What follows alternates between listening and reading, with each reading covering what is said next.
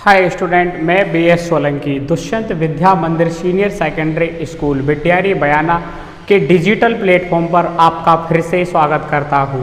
मैंने आपके लिए लास्ट वीडियो के अंतर्गत यानी कि पिछली वाली वीडियो में मैंने DNA की खोज के बारे में आपके लिए बताया और उसकी किस किस के अंदर उपस्थिति पाई जाती है उसके बारे में बताया। तो अब इस वीडियो के अंतर्गत मैं आपके लिए बताता हूँ कि DNA की संरचना, किसकी संरचना बेटा? DNA की संरचना, DNA की संरचना के बारे में बताता हूँ। ठीक है, यहाँ देखेंगे DNA की संरचना। तो इसके अंतर्गत सबसे पहला बात है बेटा कि जो DNA की जो संरचना है, DNA की जो संरचना मैंने आपको बताया था, जो DNA होता है वो कैसा होता है भैया? द्विकुंडलित। कैसा होता है भैया? द्विकुंडलित। DNA होता है बेटा द्विकुंडलित। ठीक है, द्विकुंडलित होता है भैया DNA, याद रखना। ठीक है, तो DNA का जो द्विकुंडलित मॉडल है, तो हमारे एक साइंटिस्ट हैं जिनका नाम है वाटसन एवं क्रिक। कौन से वैज्ञानिक बेटा? वाटसन एवं क्रिक। वाटसन एवं क्रिक नामक वैज्ञानिक ने DNA का द्विकुंडलित मॉडल, कौन सा मॉडल बेटा? द्विकुंडलित मॉडल क्या किया था बेटा? प्रस्तुत किया गया था। दोबारा से फिर देखोगे कि वाटसन एवं क्रिक के द्वारा DNA का द्विकुंडलित मॉडल उन्होंने क्या किया था बेटा? प्रदर्शित किया था। एक बात बता दूं मैं आपके लिए कि जो DNA होता है वो ना, जो DNA होता है वो DNA क्या करता है बेटा? DNA का पैकिंग रूप होता है बेटा आपका गुणसूत्र। और देखो नाम ही क्या है बेटा? गुणसूत्र। गुणसूत्र का मतलब गुणों का एक क्या होगा? सूत्र मतलब धागा।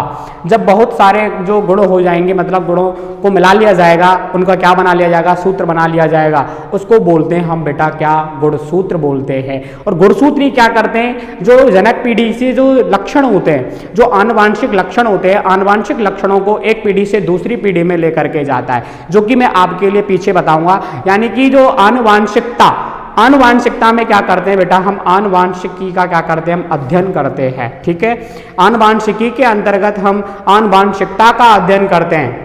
ठीक है, मैंने आपके लिए बता चुका हूं पहले ही कि यानी कि आनुवांशिकता क्या होती है? जनक सेल से जो लक्षण होते हैं, जो जनक सेल के जो लक्षण होते हैं, जो जनक के जो लक्षण होते हैं, उनको क्या एक पीढ़ी से दूसरी पीढ़ी में जो लेकर के जाता है, वो कौन लेके जाता है बेटा? DNA। कौन लेके जाता है बेटा? DNA लेके जाता है। DNA का पैकिंग रूप जो होता है उसको अपन क्या बोलते हैं बेटा? गुणसूत्र, जिसको अपन इंग्लिश में क्रोमोसोम बोलते हैं। ठीक है, उसकी अपन बाद में चर्चा करेंगे, लेकिन यहाँ पे आप ध्यान देंगे कि DNA की जो संरचना है, जो DNA का जो द्विकुंडलित मॉडल है, वो सर हमारे वाटसन एवं क्रिक के द्वारा दिया गया था। किसके द्वारा दिया गया था? सर वाटसन एवं क्रिक के द्वारा दिया गया था। तो ध्यान देंगे भैया,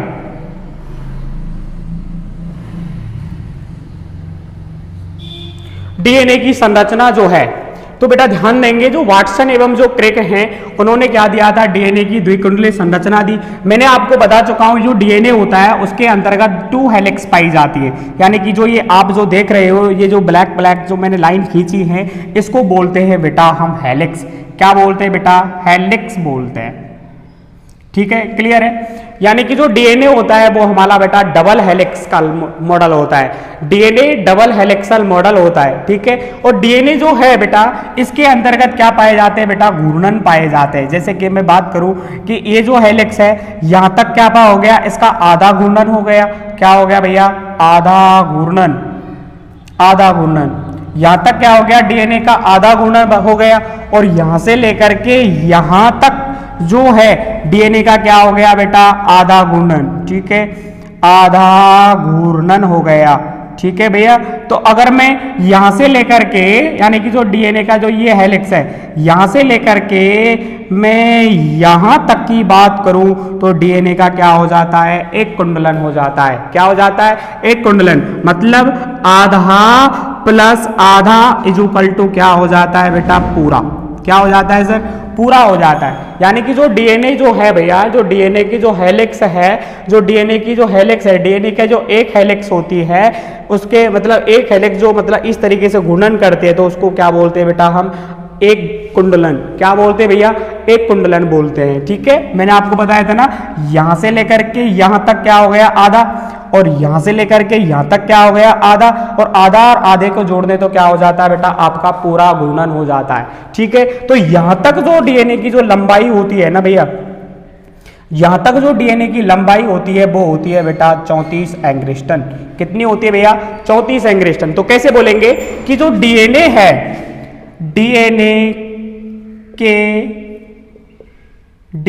के एक कुंडलन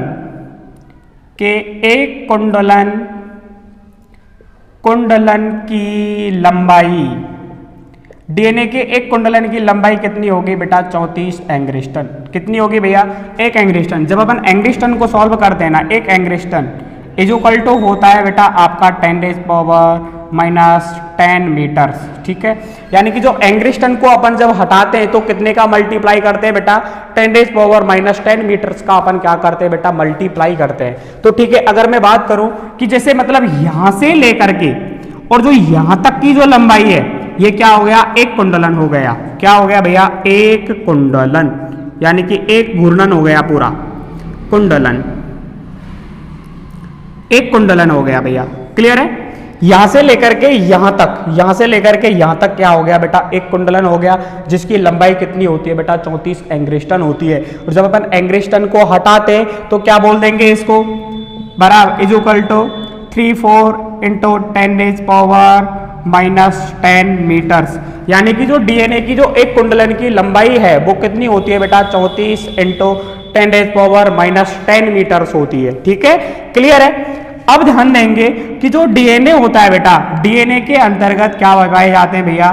क्या पाए जाते हैं बेटा? जीन पाए जाते हैं। क्या पाए जाते हैं बेटा? जीन, जिनका नाम है बेटा AGTCA। ठीक है, जो डीएनए का आप इतना ध्यान रखो, मैं अभी आपके लिए बाद में बताऊंगा, यहीं पे अगली नेक्स्ट वीडियो में बताऊंगा, और टाइम मिला तो इस वीडियो के अंतर्गत मैं आपको एक्सप्लेन करने की कोशिश करूंगा। आप यहां पर केवल इतना ध्यान रखो कि डीएनए के आधे घूर्णन में, किसमें बेटा? डीएनए के आधे घूर्णन में, डीएनए के आधे घूर्णन में, डीएनए के आधे घूर्णन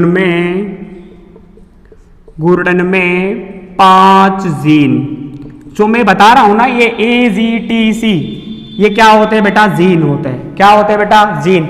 और जो मैं बोल सकता हूं कि जो डीएनए की जो इकाई होती है ना, डीएनए की इकाई यानी कि यूनिट, डीएनए की जो इकाई है उसको अपन क्या बोलते हैं बेटा? जीन। जब बहुत सारे जीन मिल जाते हैं, मतलब जीनों का क्या हो जाए बेटा? समूह हो जाए। क्या हो जाए बेटा? जीनों का क्या हो जाए बेटा? समूह हो जाए, तो उसको अपन क्या बोलते हैं बेटा? डीएनए। क्या बोलते हैं बेटा? डीएनए। यानी कि जो डीएनए की इकाई होती है वो है बेटा जीन। और जब बहुत सारे जीन मिल जाते हैं तब क्या बन जाता है बेटा? डीएनए का मॉडल बन जाता है। ठीक है, तो आप इतना ध्यान रखो, जो इसमें जो डीएनए का जो आधा घूर्णन है उसके अंतर्गत कितने जीन पाए जा रहे हैं बेटा? 5। ठीक है, और उसी तरीके से ये जो घूर्णन है इसके अंतर्गत भी कितने जीन पाए जाएंगे बेटा? 5। इनका कोई भी क्रम नहीं होता, कैसे भी लिख सकते हो, AGTC और A। ठीक है, इसी तरीके से मतलब 5 जीन इसके अंतर्गत प्रेजेंट्स हो गए, 5 जीन इसके अंतर्गत, और 5 जीन इसके अंतर्गत, और 5 और 5 मतलब आधे घूर्णन में 5 जीन, और आधे घूर्णन में 5 जीन, और पूरे घूर्णन के अंतर्गत कितने जीन हो जाएंगे बेटा? 10 जीन उपस्थित हो जाएंगे। कितने जीन उपस्थित हो जाएंगे बेटा? 10 जीन। क्लियर है यहाँ तक? बताइए, यहाँ तक हो गया बेटा। इसको बोलते बेटा एक घूर्णन। एक घूर्णन के अंतर्गत कितने जीन पाए जाएंगे बेटा? 10। कितने जीन पाए जाएंगे भैया? 10 जीन पाए जाएंगे। अब बेटा ध्यान देंगे, हमने क्या किया कि यहां से यहां तक की मैंने लंबाई की बात की, मतलब एक कुंडलन की बात की। ठीक है, एक कुंडलन की मैंने बात कर ली। तो अब मैं बात करूंगा जो ये 2 जीन है ना हमारे, ये जो जीन देख रहे हो, एक जीन से जो दूसरे जीन की जो बीच की दूरी होती है ना, उसको मैं अगर निकालूंगा तो वो किस तरीके से निकालूंगा? ध्यान से समझोगे कि जीनों के बीच की दूरी, जीनों के बीच की दूरी कैसे निकालेंगे भैया? देखो, जीनों के बीच की दूरी, ये जो देख रहे हो AGTCA, मतलब 5 जीन इसके अंतर्गत भी, 5 इसके अंतर्गत, टोटल जीन कितने हो गए बेटा? 10। तो मतलब क्या हो गया? डीएनए के एक कुंडलन में यहां से लेकर के यहां तक कितने जीन पाए जा रहे हैं बेटा? 10। और इसकी लंबाई कितनी है भैया? 34 एंग्स्ट्रॉम। कितनी बेटा? 34 एंग्स्ट्रॉम होती है, जिसको मैंने अगर एंग्स्ट्रॉम को हटा देंगे तो कितना आ जाएगा? 34 × 10⁻⁻10 मीटर्स। ठीक है, ये क्या होती है बेटा? डीएनए की एक हेलिक्स, जो एक हेलिक्स का जो एक कुंडलन है उसकी क्या होती है बेटा, लंबाई होती है। अगर मैं जो ये जो जीन देख रहे हो AGTCA, मतलब ये जो जीन देख रहे हो, अगर इनके बीच की दूरी की मैं बात करूं, जैसे मैं A और G के बीच की दूरी की बात करूं, और G और T के बीच की दूरी की बात करूं, और T और C के बीच की दूरी की बात करूं, और C और A के बीच की दूरी की बात करूं, तो वो दूरी कितनी होगी? तो कैसे निकालेंगे भैया, जीनों के बीच की दूरी बराबर क्या बोलेंगे, एक कुंडलन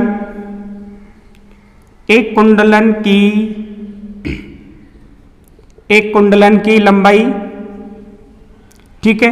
एक कुंडलन की लंबाई कितनी है भैया, एक कुंडलन की लंबाई कितनी है भैया, अभी बताई थी मैंने आपको, 34 × 10⁻⁻10 मीटर्स, ठीक है। 10 मीटर में लिखेंगे भैया, बटे क्या है भैया, कितने जीन पाए जा रहे हैं, जीनों की, कैसे बोलेंगे, एक कुंडलन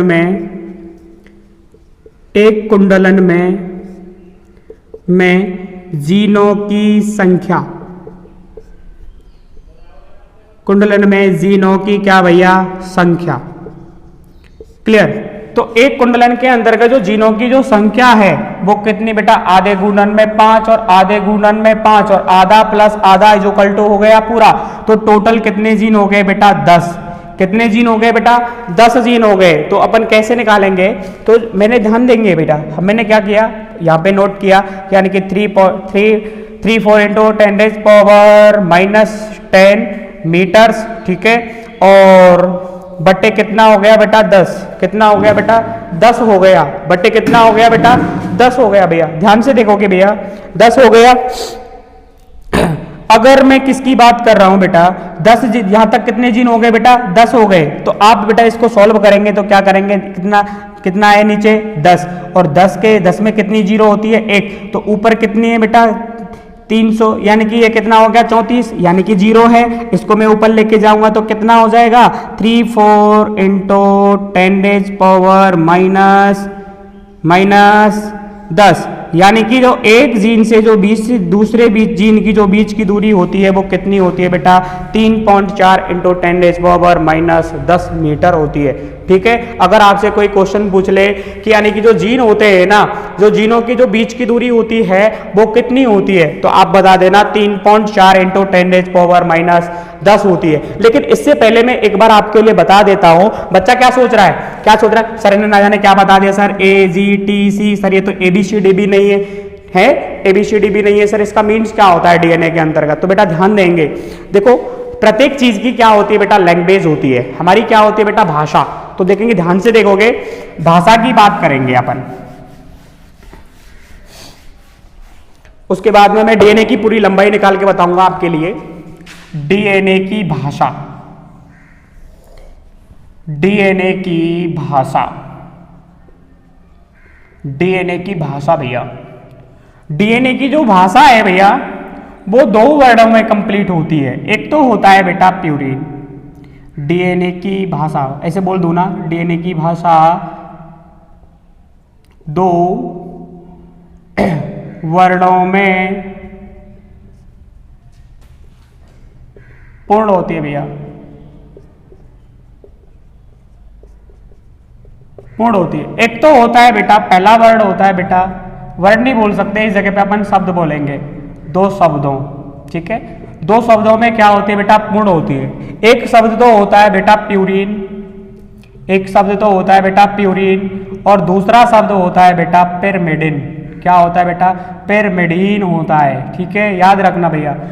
DNA की भाषा, DNA की जो भाषा है वो 2 शब्दों में पूर्ण होती है, यानी कि जो DNA की जो भाषा है 2 शब्दों से मिलकर के बनी होती है। यहाँ पे लिख दो बेटा, मिलकर बनी होती है, बनी होती है भैया, अच्छा लगेगा ना, पूर्ण तो अच्छा नहीं लगता है, ऐसा बनी होती है भैया। जो DNA की भाषा का जो निर्माण करते हैं वो 2 वर्ण करते हैं, एक तो होता है बेटा प्यूरिन और दूसरा होता है बेटा पिरिमिडिन, ठीक है। प्यूरिन जो है, प्यूरिन के अंतर्गत आते हैं AG और पिरिमिडिन के अंतर्गत आते हैं बेटा TC, ठीक है। प्यूरिन जो होते हैं वो होते हैं बेटा AG और पिरिमिडिन होते हैं बेटा TC। अब बोल रहे होंगे सर ये ना जाने क्या बता दिया आपने, A का मीन्स होता है बेटा एडेनिन। क्या होता है, एडेनिन। A का मीन्स होता है एडेनिन और जी बराबर, जी का मीन्स होता है बेटा ग्वानिन, क्या नाम होता है बेटा, ग्वानिन। और टी का मीन्स होता है बेटा थाइमिन, क्या होता है बेटा, थाइमिन होता है, ठीक है। और सी का मीन्स होता है सर साइटोसिन, साइटोसिन, क्लियर है, ध्यान देंगे। यानी कि ए का मीन्स हो गया एडेनिन, ए को बोलते हैं एडेनिन, जी को बोलते हैं ग्वानिन, और टी को बोलते हैं थाइमिन, और सी को बोलते हैं साइटोसिन, ठीक है, कंप्लीट है। तो ध्यान देंगे यानी कि जो डीएनए की जो भाषा है, डीएनए की भाषा में अंग्रेजी वर्णमाला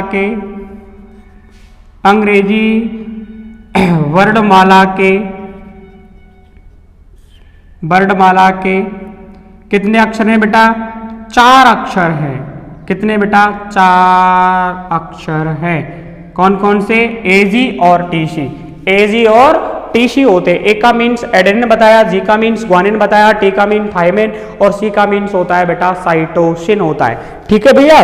जैसे कि मैं बात करूं भैया साइटोसिन, आगे हम देखेंगे जो डीएनए होता है ना, यानी कि जो हमारा प्यूरिन की जो डीएनए जो होता है, डीएनए के अंदर पाया जाता है प्यूरिन, और एक पाया जाता है बेटा पिरिमिडिन। तो उसमें क्या होता है, एक लॉजिक होता है भैया, लॉजिक होता है जिसके अंदर एक नियम आता है बेटा हमारा, 4 घाव तुल्यता का नियम। किसका नियम बेटा, 4 घाव तुल्यता। पीछे बताऊंगा 4 घाव तुल्यता, आप इतना ध्यान रखो कि जो हमारा जो प्यूरिन है ना, क्या है बेटा, प्यूरिन का जुड़ना किससे होता है बेटा, पिरिमिडिन से। यानी कि प्यूरिन जुड़ता है बेटा किससे, पिरिमिडिन से। यानी कि जो प्यूरिन है जो देख रहे हो इस तरीके से, प्यूरिन जुड़ता है बेटा पिरिमिडिन से। कैसे, जैसे मैं बात करूं प्यूरिन में क्या है, एजी, और पिरिमिडिन में क्या है बेटा, टीसी। तो ध्यान देंगे ए जुड़ेगा हमेशा टी से, और कौन से बॉन्ड से जुड़ेगा, डबल बॉन्ड से। ए जुड़ेगा हमेशा डबल बॉन्ड टी से, और टी जुड़ेगा हमेशा डबल बॉन्ड ए से। क्लियर है, यानी कि ए, यानी कि प्यूरिन का ए और पिरिमिडिन का टी, समझ रहे हो। उसी तरीके से जो जी, प्यूरिन का जी और पिरिमिडिन का सी, तो सीधी सी बात, जी जुड़ेगा ट्रिपल बॉन्ड सी से, और सी जुड़ेगा ट्रिपल बॉन्ड जी से। क्लियर है। तो मैं आप जो बता रहा हूं आपके लिए, ए जुड़ेगा हमेशा डबल बॉन्ड टी से, और टी जुड़ेगा हमेशा डबल बॉन्ड ए से, और जी जुड़ेगा हमेशा ट्रिपल बॉन्ड सी से, और सी जुड़ेगा हमेशा ट्रिपल बॉन्ड जी से। ये जो आप देख रहे हो, जो बॉन्ड है जो आप देख रहे हो, डबल बॉन्ड और ये ट्रिपल बॉन्ड, ये क्या होते हैं बेटा, एच बॉन्ड होते हैं। क्या होते हैं भैया, एच बॉन्ड, जिनको हम क्या बोलते हैं भैया, हाइड्रोजन बॉन्ड बोलते हैं। क्या बोलते हैं भैया, हाइड्रोजन बॉन्ड बोलते हैं, ठीक है। तो सीधी सी बात, अगर मैं आपसे पूछूं एडेनिन जुड़ता है थाइमिन से, एडेनिन जुड़ता है थाइमिन से, कौन से बंध से, द्विबंध से। यानी कि थाइमिन जुड़ता है एडेनिन से, कौन से बंध से, डबल बॉन्ड से, ठीक है। उसी प्रकार से ग्वानिन जुड़ता है ट्रिपल बॉन्ड सी से, किससे बेटा, ट्रिपल बॉन्ड सी। यानी कि ग्वानिन जुड़ता है साइटोसिन से, कौन से बॉन्ड से, ट्रिपल बॉन्ड से। उसी प्रकार से यानी कि साइटोसिन जुड़ता है ट्रिपल बॉन्ड जी से। तो क्लियर, जो मैंने आपके लिए जो बताए हैं ये क्या होते हैं बेटा, ए जी टी सी ए, ये क्या होते हैं भैया, जीन होते हैं। क्या होते हैं भैया, जीन। क्या होते हैं भैया, जीन। इन एजीटीसीओ को, यानी कि जो देख रहे हो ना आप, क्या ए जी टी सी, इनको बोलते हैं बेटा एंटो क्षारक। क्या बोलते हैं बेटा, एंटो क्षारक बोलते हैं, यानी कि बेस पेयर, ठीक है। क्या बोलते हैं बेटा, बेस पेयर। और इन्हीं बेस पेयरों को क्या बोला जाता है भैया, जीन। क्या बोला जाता है भैया, जीन। जब ये बहुत सारे जीन मिल जाते हैं तब क्या बन जाता है, एक डीएनए। क्या बन जाता है भैया, एक डीएनए बन जाता है। क्लियर है, अब समझ में आया होगा पूरा आपकी में। यानी कि ये क्या होती है, एक डीएनए की भाषा होती है। क्या होती है भैया, डीएनए की भाषा होती है, जिसके अंतर्गत वो आनुवांशिक लक्षणों को क्या करके रखता है बेटा, छुपा के रखता है। मतलब आनुवांशिक लक्षणों को अपनी डायरी के अंदर क्या करता है भैया, नोट करता है अपनी भाषा में, जिसको क्या बोलते हैं बेटा, डीएनए की भाषा। और डीएनए की भाषा 2 वर्णों से मिलकर के बनी होती है, 2 अक्षरों से। एक तो होता है प्यूरिन और एक होता है पिरिमिडिन। प्यूरिन में आते हैं एजी और पिरिमिडिन में आते हैं बेटा टीसी। और प्यूरिन का जुड़ना हमेशा पिरिमिडिन से और पिरिमिडिन का जुड़ना हमेशा प्यूरिन से। ठीक है, अब एक मैं आपके लिए बता रहा था चारगाव तुल्यता का नियम। तो चारगाव तुल्यता का जो नियम होता है वो यही बोलता है जितने प्यूरिन होंगे उतने क्या होंगे आपके पिरिमिडिन, क्या होंगे पिरिमिडिन होंगे। यानी कि जो चारगाव तुल्यता का नियम जो है, चारगाव तुल्यता ये बोलता है कि जितने प्यूरिन की संख्या होगी तो 100% सत्य है उतने ही क्या पाए जाएंगे आपके पिरिमिडिन पाए जाएंगे। जितने पिरिमिडिन पाए जाएंगे उतने ही क्या पाए जाएंगे सर आपके प्यूरिन पाए जाएंगे। तो क्लियर है। अगर मैं आपसे बोलूं कि इस प्रकार से इनका आप मुझे क्या बताइए, जुड़ना बताइए, तो आप बता सकते हो सर किस तरीके से जुड़ना बता सकते हो कि देखते हैं बेटा कैसे। मैंने आपको बताया ए हमेशा किससे जुड़ता है डबल बॉन्ड, ए हमेशा डबल बॉन्ड किससे जुड़ता है भैया टी से, किससे जुड़ता है टी से। और जी जुड़ता है हमेशा ट्रिपल बॉन्ड सी से, और टी जुड़ता है हमेशा डबल बॉन्ड ए से, और सी जुड़ता है ट्रिपल बॉन्ड सी से, और ए जुड़ता है हमेशा डबल बॉन्ड टी से। तो ठीक है बेटा, गिनते हैं 1 2 3 4 और 1 5। यहाँ पे कितने जीन हो गए बेटा 5। उसी तरीके से ए जुड़ता है टी से, और जी जुड़ता है ट्रिपल बॉन्ड सी से, और टी जुड़ता है डबल बॉन्ड ए से, और सी जुड़ता है ट्रिपल बॉन्ड सी से, किसे जी से, और ए जुड़ेगा ट्रिपल बॉन्ड टी से। ठीक है भैया, इस तरीके से बेटा बहुत सारे जीन क्या होते हैं बेटा डीएनए के अंतर्गत बेटा प्रेजेंट्स होते हैं। बहुत सारे जीन डीएनए के अंदर प्रेजेंट्स होते हैं। बच्चा क्या सोच रहा है सर ये ऊपर भी AGTCA लिख रखा है और यहाँ पे भी AGTCA लिख रखा है। ये तो डीएनए के अंतर्गत क्रम पाया जाता है जिसका कोई भी क्रम निश्चित नहीं है। आप AGTC भी लिख सकते हो या फिर आप GTCA आराम से आप कुछ भी कर सकते हो, ये तो अपनी मर्जी है। ठीक है ना, सही समझाने की दृष्टि से बताया गया है। आप AGTC कर लो या फिर आप क्या कर लो GACTC कर लो, बट आप इतना ध्यान रखना कि इसके अंतर्गत कितने पाए जाएंगे बेटा 5, इसके अंदर भी 5, और एक टोटल घूर्णन के अंतर्गत, एक घूर्णन के अंतर्गत कितने जीन पाए जाएंगे बेटा 10। कितने जीन पाए जाएंगे बेटा 10 जीन पाए जाएंगे। तो इस तरीके से मैं अगर बात करूं कि टोटल डीएनए की मैं क्या निकालूं, मैं लेंथ निकालूं, क्या निकालूं मैं टोटल डीएनए की मैं लेंथ निकालूं, तो टोटल डीएनए की लेंथ किस तरीके से निकालेंगे।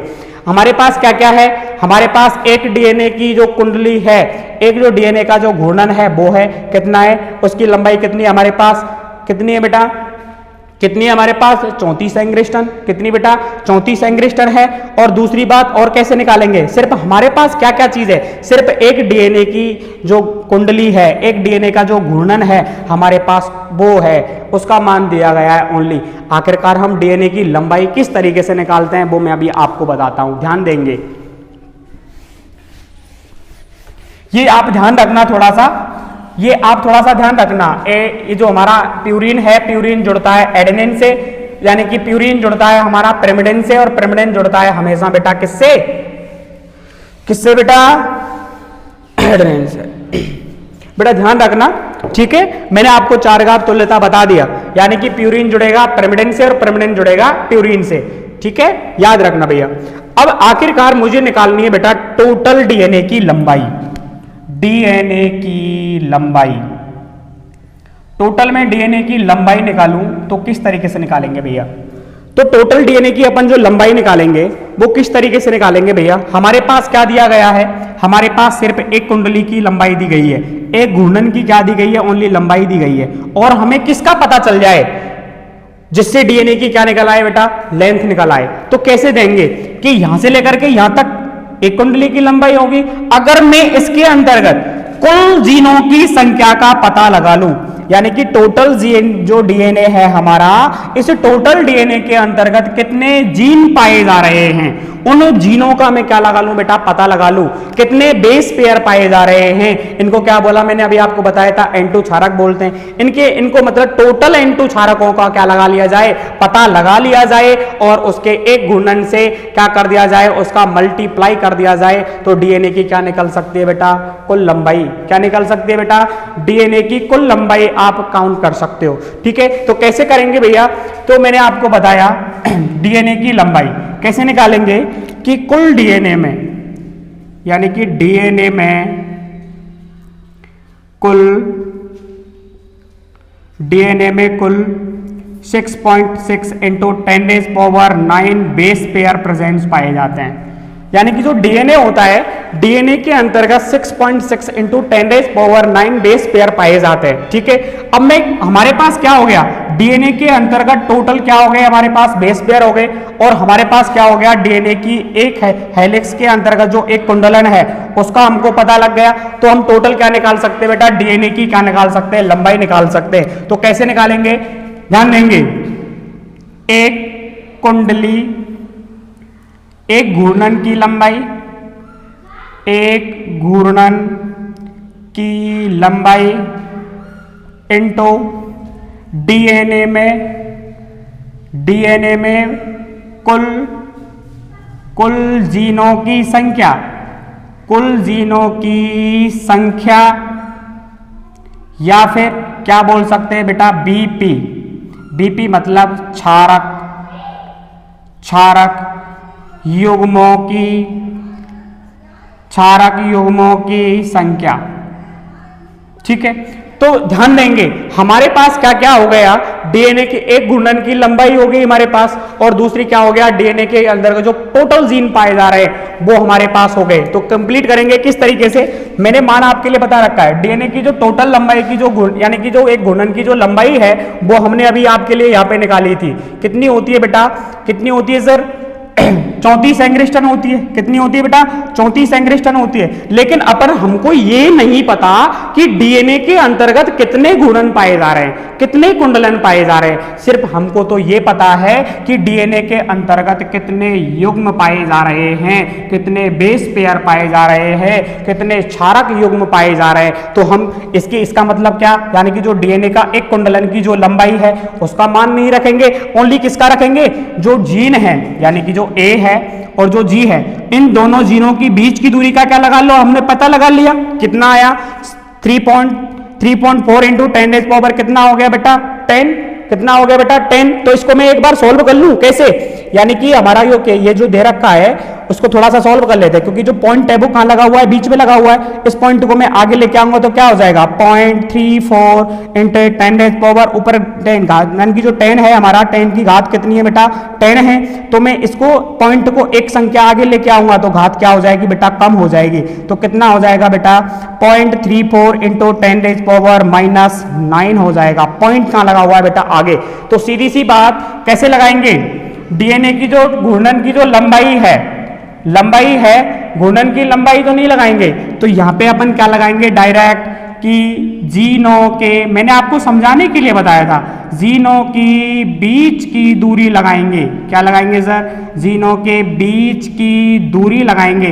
क्यों, क्योंकि हमको ये नहीं पता था कि डीएनए के अंतर्गत कितने घूर्णन पाए जा रहे हैं, कितने रोटेशन पाए जा रहे हैं। हमको तो सिर्फ इतना पता है कि जीनों के बीच की दूरी का मान कितना होता है, और दूसरा उस डीएनए के अंतर्गत कितने क्षारक युग्म पाए जा रहे हैं। अब बस मान रख दो तो डीएनए की टोटल लंबाई निकल के आ जाएगी। कितना, मैंने आपको बताया था, जीन से जीन की बीच की दूरी कितनी हो गई, 0.34 इंटू 10⁻⁹ मल्टीप्लाई किससे कर दो, कुल जीनों की संख्या से मल्टीप्लाई कर दो।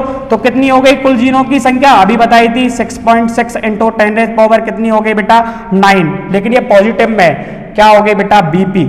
बीपी का मतलब होता है बेटा बेस पेयर। सीधी सी बात, नेगेटिव पॉजिटिव एक दूसरे को क्या कर देंगे, कैंसिल आउट कर देंगे। ठीक है, एक दूसरे को क्या कर देंगे, कैंसिल आउट कर देंगे। तो कितना हो जाएगा, 0.34 इंटू 6.6, 0.34 इंटू 6.6, जिसको अपन क्या करेंगे, सॉल्व करेंगे तो 2.244, यानी कि मीटर में।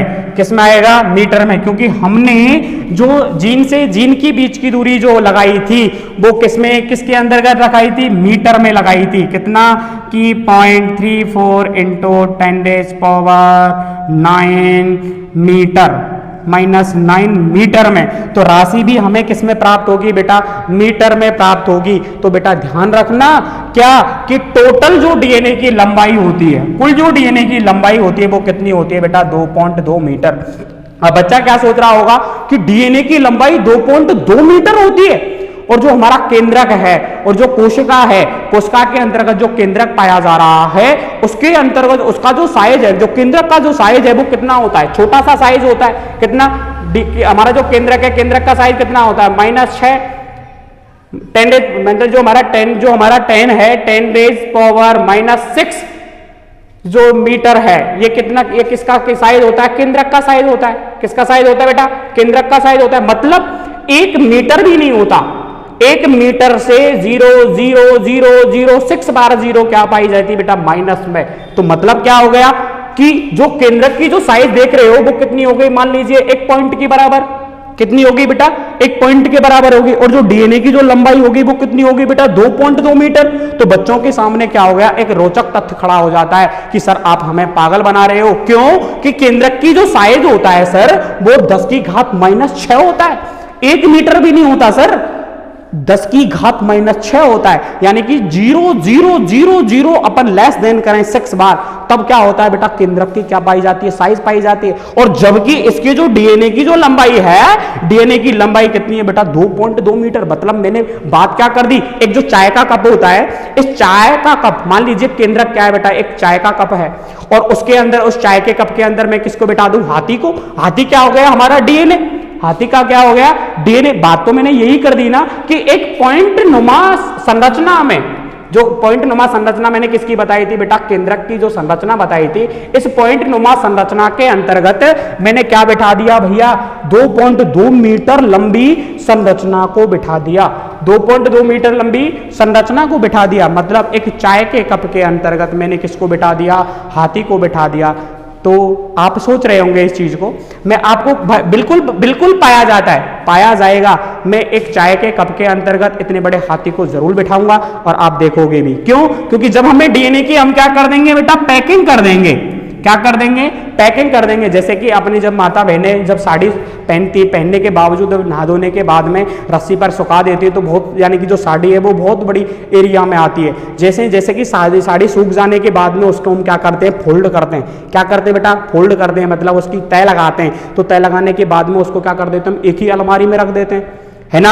यानी कि जो अलमारी है, अलमारी की मान लीजिए कितनी लंबाई हो गई, कितनी ऊंचाई हो गई? 6 फीट मान लो, 6 फीट मान लो, 7 फीट मान लो, ठीक है। उस 6 फीट यानी कि 7 फीट वाली अलमारी के अंतर्गत आप काफ़ी साड़ियों को क्या कर लो? आप तय लगा दो। तय लगाते उसके अंदर रखते जाओ। तो इस तरीके से अपन डीएनए की क्या करेंगे बेटा? पैकिंग करेंगे और केंद्रक के अंतर्गत क्या करेंगे? अपन बेटा रखेंगे। तो समझ में आया? तो मेरा कहने का मतलब है कि जो केंद्रक के अंतर्गत जो डीएनए पाया जाता है ना 2.2 मीटर का, ये इसकी अगर अपन क्या कर लें? पैकिंग कर दें, तो क्या बन जाएगा बेटा? गुणसूत्र बन जाएगा। क्या बन जाएगा सर? गुणसूत्र बन जाएगा। तो जो मैंने आज आपके लिए सिर्फ यही बताया है कि डीएनए की जो संरचना, अभी डीएनए की संरचना पूर्ण नहीं हुई है। डीएनए की संरचना अभी पूर्ण नहीं हुई है। अभी तो मैंने आपके लिए केवल डीएनए की लंबाई निकाल करके बताई है कि डीएनए की लंबाई को किस तरीके से मापते हैं। तो यहां तक आपका कंप्लीट हो गया होगा, ठीक है। उसके बाद हम बाद में बात करते हैं डीएनए की संरचना के बारे में।